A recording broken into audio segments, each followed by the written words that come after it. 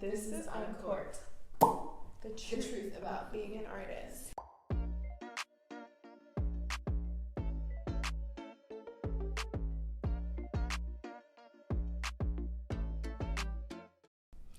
Hello, I'm Celeste. And I'm Mecca, and this is Uncorked. Today we're drinking Black Girl Magic Rosé. And this is our guest, Lauren. Hi guys. Thank y'all for having me. Thank you for joining us. Toast. Cheers. To being artists and being black. Oh, that's a big one. All right. I love it. Not what I imagined Black Girl Magic to taste like, but What did you imagine?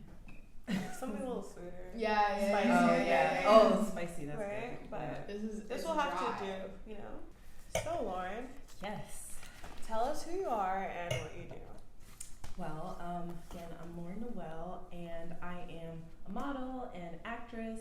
Although I tend to spend more of my days doing the modeling thing, more runway, commercial print. But we did collaborate on a project where I got back in the acting space, and y'all were just so lovely. So it was a really, really warm welcome back into the acting space with you guys. Aw, that's so nice. Yeah, That's I love sweet. that. Like energetically, we just vibed, and we were able to do this now. So I didn't realize that was like kind of your intro back into acting. Like, Yeah. what was that experience like for you? well, I had actually done a couple of like smaller projects that did not go as well. It was just and so this one I think was like the first like really positive experience I had, like where everything was just organized, everything flowed energetically, like vibes were there. So I think that'll always be a really fond memory. So I'm really glad that, you know, I was able to do that with you guys. It's really fun. Thank you. Yeah. Another question I have for you is, so what do you think is an unseen part of being a creative? I mean, I think one of the biggest things is that people don't realize, honestly, how costly it is. Costly in time, costly, you know, in money. You know, people think that you can just get on a camera, you know, after you read a script and, you know, that's it.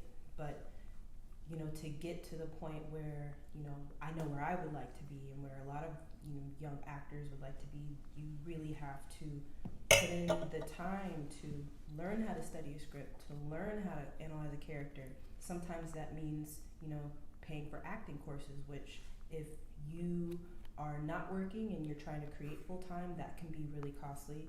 Or if you are working full time like me, it can just be a lot of balancing, you know, what I'm doing when I'm not creating and trying to find the time outside of work to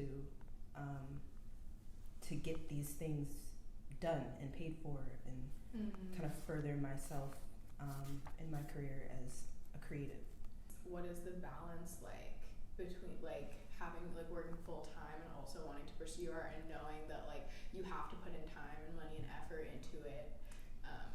Like what is it like to balance those two things? And I'd also like to add another question, because I feel like these are the same, but what do you think is like the best part of being a creative and the worst part? Because this feels like it's in the same. Yeah, The same world. yeah, it definitely, they definitely are kind of living in the same world.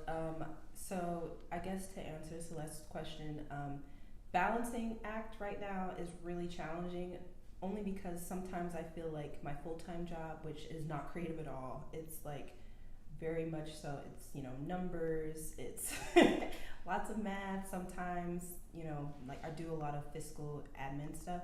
And so sometimes I almost feel stifled in my creativity, and I sometimes tend to lose like, I guess, inspiration almost, and like the motivation. I just feel like it drains me sometimes.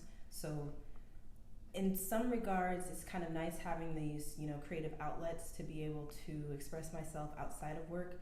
But sometimes if work is really draining me, it is so hard to, you know, find the motivation, the inspiration to continue creating outside of work when, you know, you're just focused on survival and, you know, being able to stay in a city like New York City when it's so hard to make it here, even if you know, you work a full-time and a part-time.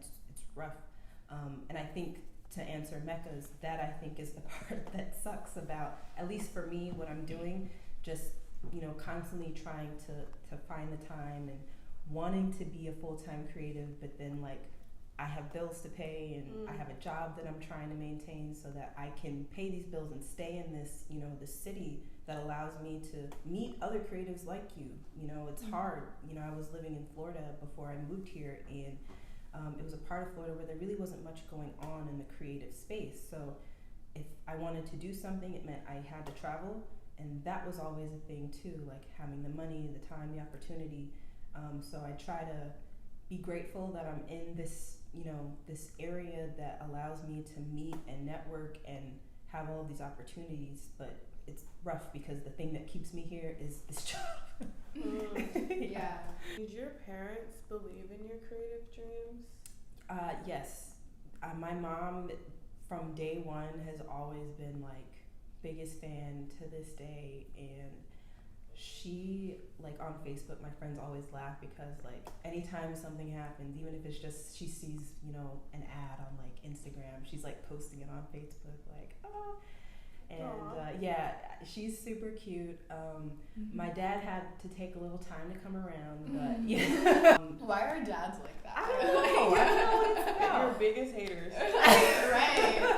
Until they see you winning, then they're like, yeah, oh, and they're like, are you making more money than me yet? You're so right. Yeah. So I think once he, you know, saw like how much I enjoyed it, and you know that I, you know, I actually turned out not to be so bad at it. You know, now he's like super proud, and you know, he just cheers, drink to that. Yeah, definitely, Hell definitely yes. drink to that. Yes.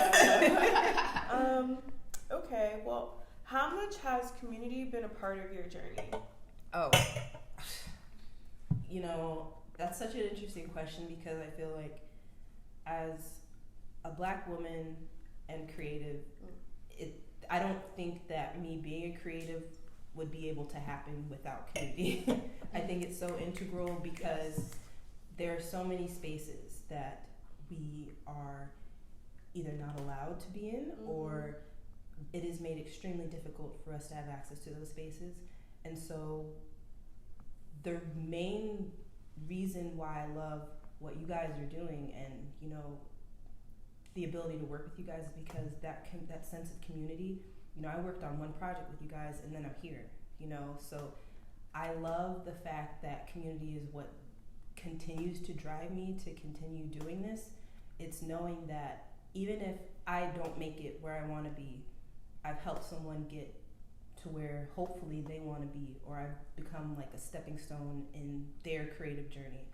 I think that there's no way to understate how important community is, especially for creatives of color, specifically women, and Black women. Yeah, let's just name it. Yeah, it is what it is. You know, and they're right. It's true, and you know there are strides that have definitely been made to make these spaces a little bit more inclusive. But this is a, you know, it's little baby steps. So I think that's so cool and interesting that like you talked about like a willingness, even if like you don't necessarily meet these like probably and maybe superficial goals, that like the thing that's meaningful to you is that like you participated in like maybe creating someone else's dream or being a part of like like somebody's community. And I think that's really cool, and I haven't really heard that perspective on it yet because I feel like a lot of people, especially in New York, are super concerned with like their own self-image and like, you know, how can I get to the top? What can I do to position myself at the top? Like, I'll do anything to meet like these goals that I'm arbitrarily making for myself that are rooted in capitalism and white supremacy. And a lot of people that I've met so far in the past year of living in New York use creativity as a tool to mass power instead of like building community or like spreading joy, because like creativity and art is such a powerful tool to like project many feelings off into the world, and some people only care about becoming like rich and famous, which is fine, like you can do that, but that's not the only thing creativity can be used for. So I think it's cool that you appreciate community as a part of creativity.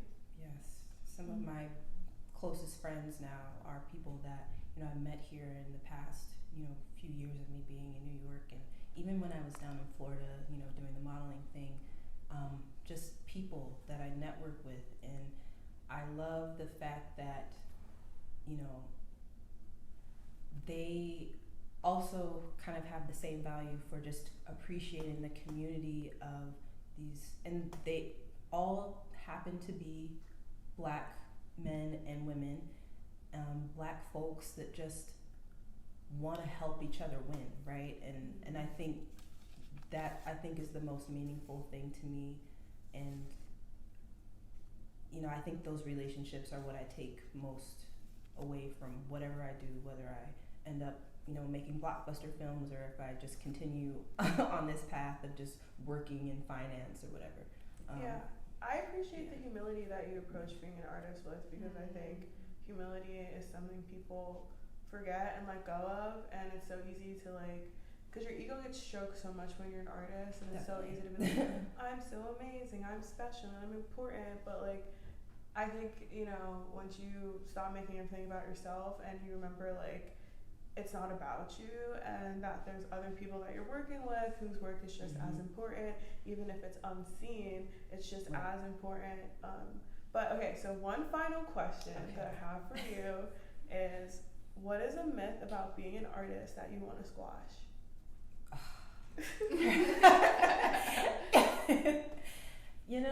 I think people have this idea that it's just super glamorous and that it's easy. And I just first of all, I'm dead. Yeah, I felt that one. And the immediate reaction is exactly what I'm talking about. Creatives know that nothing about what we do is easy. No. It is so nice to be able to have the perspective of knowing what it's like the grunt work that it takes, especially if you are a full-time creative. There will be long periods of time where you may not be creating anything at all, right? And that wears on you. You're sometimes it's self-doubt, or we were talking earlier about imposter syndrome, am I good enough? Should I be doing this? Why would anybody, want to create with me? Why would they do that, right? It's a lot. And I think sometimes I even get caught up, because I work this, 9 to 5, it's comfortable, right? And I think people take for granted the comfort and security that having that to fall back on.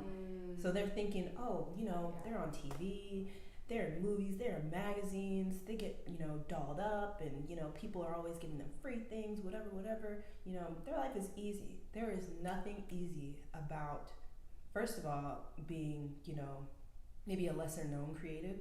There's so much that you have to do. And for me, I love when I see people make it, because it's just wow, all of that work that I know these people have put in to get to that point, every single dime that they get, I know they deserve it. I know they deserve it. Hard. It is so hard, and to get to that point where they are making all this money and they are getting these, nice interviews and the free things and all this stuff, that takes a lot to get there.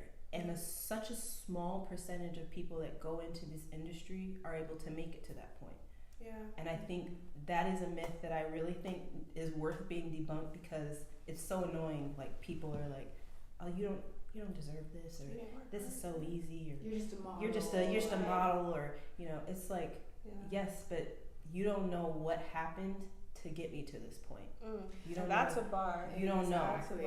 And I think also the thing you touched on about stability and instability is really interesting, because I think it totally, for me, is kind of the foundation or the undercurrent of what makes being a creative really challenging. It's just the constant instability, navigating financial instability, navigating even emotional instability because you're constantly like working with how you feel, using like how you feel. Also, like sometimes I know creatives, like actors, we travel for work, so like constantly moving to new cities where you don't know anybody. Like it's just the whole thing is instability. And I think you're right. Like people who do have the stability of like constant jobs, like definitely take that for granted, or I think sometimes they take that for granted because they're like, oh, this other thing seems easier, glamorous, when it's just like, it actually takes a lot of like